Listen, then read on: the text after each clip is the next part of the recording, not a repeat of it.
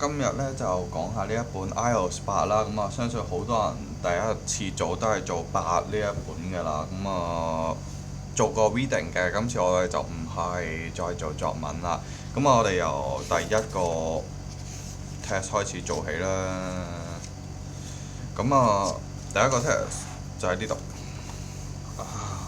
好啦，做呢啲題目呢，就其實技巧呢，就冇你哋想象中咁多嘅。不過我哋就都係嗰句啦，無論你做乜嘢文都好，我哋係睇咗啲題目先嘅。條題目喺呢度，我哋要做呢一個 A 至到 H，即係喺前面揾翻出嚟啦，A B C D E F G H。我哋喺前面揾翻出嚟。就填翻後面屬於邊一段嘅分類嘅。首先我哋間低啲重點字，有啲乜嘢係重點字呢？就好似喺呢度好 early， 好早期嘅 timekeeping， 好早期嘅。好，跟住仲要受到一個天氣嘅影響，凍嘅天氣嘅影響。好啦，第二題啊，就係一個地理學上。地理學上係會有影響嘅啦，但係我哋會見到最重要係一個叫 farming 呢個字，我哋都可以估到啦，應該就係好早期嘅啦，因為地理對呢個農業有影響嘅話，好，第三個呢就會好清楚見到一隻山字，唔知咩字啊，唔知咩鐘嚟嘅，呢一個我哋要陣間揾到出嚟嘅。第四個啦，第四個我哋嘅重點字呢，就係用 uniform hour， 呢一個就係我哋嘅重點字，我哋就睇下前面嗰篇嘢有冇講過呢幾個嘅答案啦。都係嗰句啦，做 IELTS 嘅題目呢，我哋就只係會睇翻最頭同埋最尾啦。首先我哋會睇到一個時間嘅歷史，時間記錄嘅歷史啦。有一個好早期嘅研究就會發現呢，喺5000年前啊，羅馬帝國都未出現嗰陣時呢，巴倫比亞人就開始量度 measure 個 time 啦。講一啲歷史嘢嘅第一段，跟住到最後嗰一句啦。關於啲乜嘢呢？係同一個太陽身有關係嘅。好，跟住第二 B 嗰段啦，喺發明呢個 artificial 經常都出現㗎啦。artificial 即係人工，即係人工光，即係你而家望上天花板見到嗰條光管或者燈啦。光，跟住我哋呢就會睇到係啲乜嘢呢？佢係有個 moon。係啊，有呢一啲咁嘅社會嘅影響啦，即係代表啲咩？月亮對社會嘅影響呢係會更加顯著嘅。好，講月亮啊，跟住我哋到下面嗰一句啦。我哋亦都係睇最後嘅，隨住呢個羅馬帝國擴張啦，我哋睇到向北面擴張嘅。佢嘅活動呢，就係用呢一個年啊，去嚟排序嘅啦。好，跟住第三個啦 ，century， 幾個世紀之前，即係喺有羅馬帝國幾個世紀前呢。呢個希臘人啦，希臘人已經訂立咗一個日曆㗎啦，已經訂立咗呢個日曆㗎啦。好，跟住我哋就睇最後面嗰幾句又嚟啦。我哋會見到用咗2500年嘅呢一個日曆，不過我哋前面呢度睇翻上去啦，佢會一直係傳到去歐洲啦，由呢一個羅馬。好，到 D 嗰一段啦。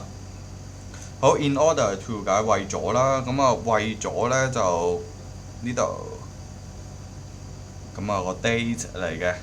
好啦，跟住到下面啦，好。freezing weather 我相信一睇就知道係乜嘢答案啦。陣間再講啦，即係代表 freezing 改凍啊嘛。呢一題可以答到啦，即刻。到 E 嗰一段啦，好，跟住我哋會見到呢一個機械鐘。機械鐘就開始嚟啦。好，跟住到最後啦，會有2個12小時嘅，係啊，咁啊有2個12小時嘅，咁啊由午夜呢度開始計起，即係凌晨12點開始計起，即係假設係而家嘅計算方法嚟嘅。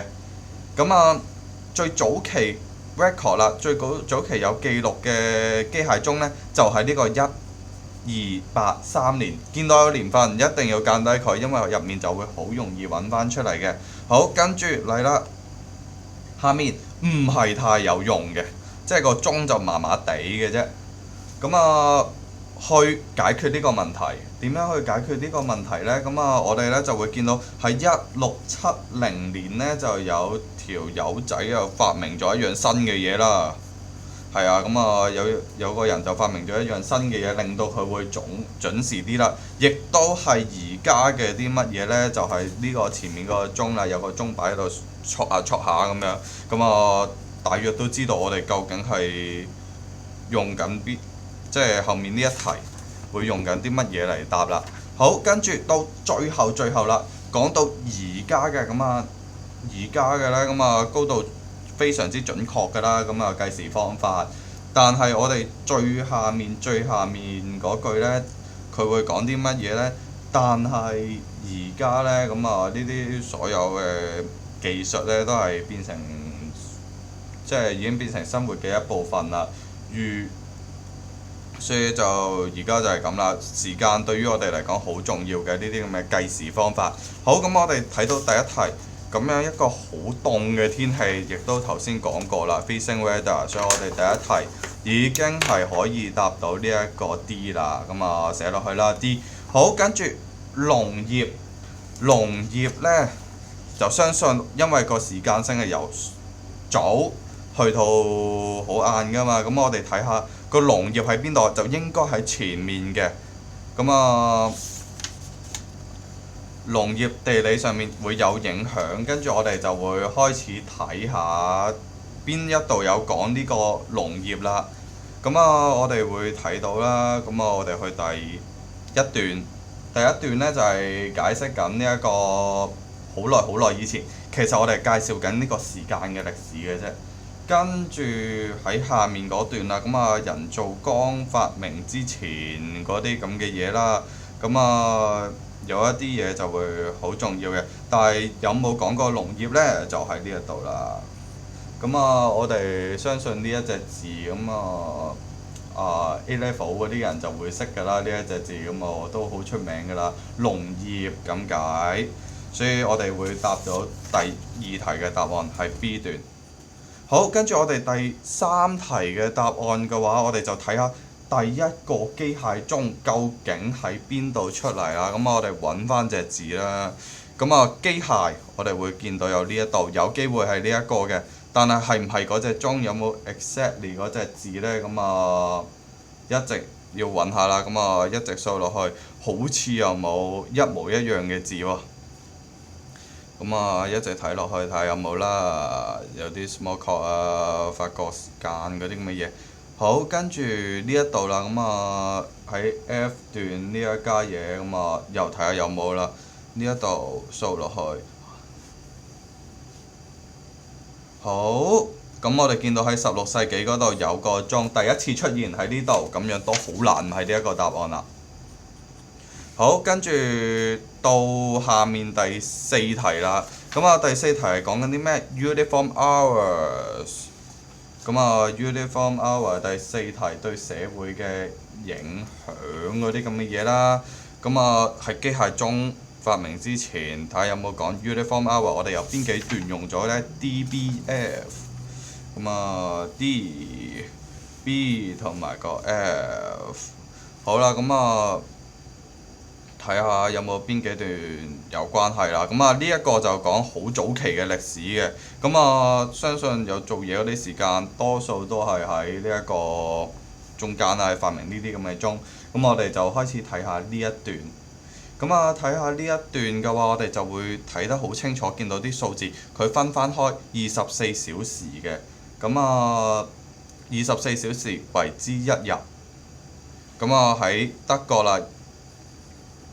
呢啲咁啊午夜起開始計算嗰啲咁嘅嘢啦，係啊，有啲大型嘅公共時鐘喺午夜咁樣開始計算啦，所以我哋就會估到咁啊，所有國家都統一咗，所以就係咁啦。咁啊，呢個就係依段。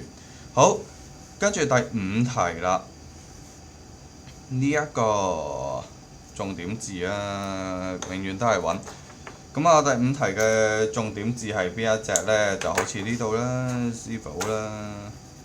好，跟住第六題嘅重點字呢，係兩個同樣嘅，咁啊好熟口面啦，兩個同樣嘅。咁啊，啱啱先好似講完嘅啫，跟住第七個新嘅呢一個，好啦，一個新嘅嘢，好啊，跟住到最後嗰一個啦，我哋會有啲 public event，咁啊，即係公眾嘅事件，大約係公眾假期之類嗰啲咁嘅嘢啦。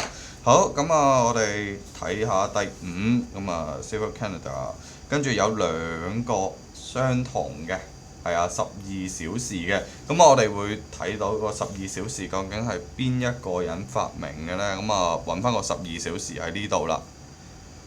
咁啊，12小時咁啊，我哋睇翻呢一度，有邊幾個人係會做啦？我哋就做咗呢一題先係兩個，咁啊最簡單啦，12、24啊嘛。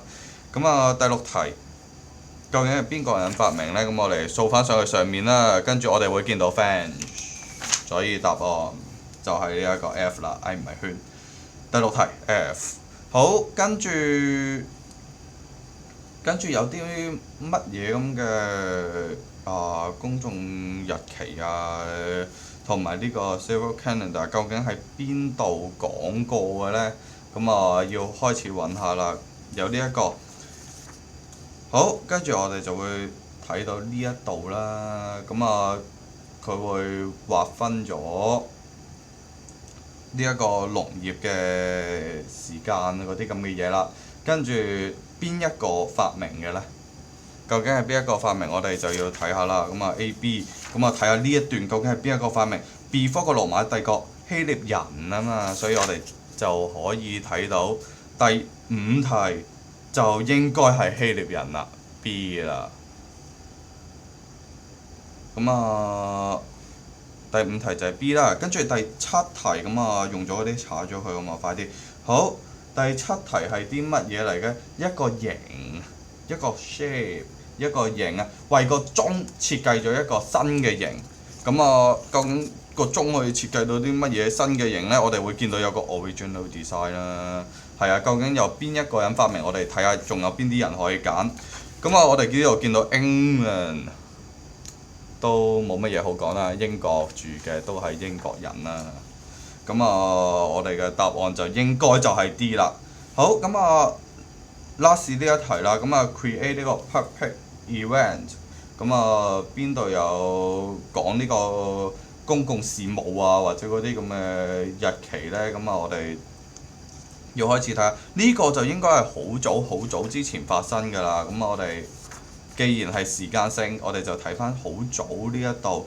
咁啊邊度有講佢發生咗，同埋有啲乜嘢人呢？咁啊早喺呢個咁嘅羅馬帝國有之前啊，呢個巴倫比亞人就開始去量度時間啦，製造一啲 Canada 啦，同埋一啲 activities 揾到個同義字，所以我哋答案就係呢個 A 啦。好，跟住呢一題就應該係成個第二個 test， 唔係第一個 test， 咁啊最容易做到嘅一題㗎啦，因為我哋揾到同一段就應該會揾到答案㗎啦。好，有啲咩重點字可以揾下呢？就係呢一啲啦，呢一啲啦，同埋 each 呢個字附近出現過，咁我哋就要揾下邊度有呢個 each 呢個字出現啦。逐個數啦，咁啊呢個鐘擺咁樣 shake 下嗰個，就應該係喺邊一段開始呢？就係由呢一段開始去到呢一段㗎啦。咁啊上面嗰啲當然都有機會啦，因為好早期嘅鐘。不過呢度就開始講明係呢一個鐘啦。係啊，由呢度先至開始講明，咁我哋就直接去睇下一段，因為順次序順時間㗎嘛。咁啊我哋就去睇下啦，為咗去解決呢個咁嘅問題啦，咁啊開始發明。好，我哋首先要揾下有冇個 each 呢個字，最簡單嘅字揾咗出嚟先。咁我哋嚟啦，揾咁數啦。係啊，好快咁樣睇就 OK 㗎啦，唔需要揾得咁辛苦嘅 each，所以我哋會答到後面嗰隻字。咁呢一度啦，究竟呢一個 each，我哋係會填呢個，定係仲有第二隻字可以填下呢？咁繼續睇下仲有冇 each 啦，唔好咁快填落去，咁一直掃落去。咁首先我哋會睇到呢一隻字，我相信你就唔會填咗落去下面呢度第13題度嘅，因為呢一個第10題嘅呢一 part，我哋會睇到呢一個牙齒啊，所以呢個就好難錯嘅。咁如果你真係唔小心填咗落去呢個做個齒嘅話呢，咁就真係睇清楚條題目啦，畫埋幅圖俾你睇，咁就最好唔好錯啦。係啊，咁樣最好唔好錯啦。咁跟住我哋繼續開始掃落去啦，仲有冇 each 呢個字呢？咁我哋一直 keep 住掃落去啦。好，咁又冇喎。咁我哋就開始睇下上面有冇呢一隻字啦，第9個。咁一直又係揾落去啦，我哋會見到有呢一個，即刻睇到啦。咁我相信一係抄前，一係抄後，後冇得抄啦，咁抄前。咁點串呢隻字 ？A-N， 哇真係難串。C-H-O-R。好，跟住第10個，咁第一個答案喺呢度。跟住第二呢一個係第11題嘅答案。咁第10題我相信都應該會喺附近啦，即係由呢一句開始去到呢一句啦，因為多數都係順序㗎嘛。咁我哋就嚟睇呢個啦。呢一個如果你識嘅話，我哋應該叫做齒輪嘅。咁我哋就會見到有呢一隻字。咁我哋抄啦，咁可以抄幾多隻字啊？唔可以多過2隻，咁我哋抄2隻字落去啦，準確啲啊嘛。咁give will 好，咁抄完㗎。好，跟住我哋見到呢一個，咁用常識嚟答啊，呢個都好長啊，揾唔揾到啲長嘅字呢？咁我又嚟掃落去啦，因為順序嘅。咁unlike 咁small 就一定錯㗎啦，睇下有冇長呢？跟住我哋會見到呢一個長，所以我哋可以即刻答到第12題 long 嘅擺啦。呢一度P-E-N-D-U-L-M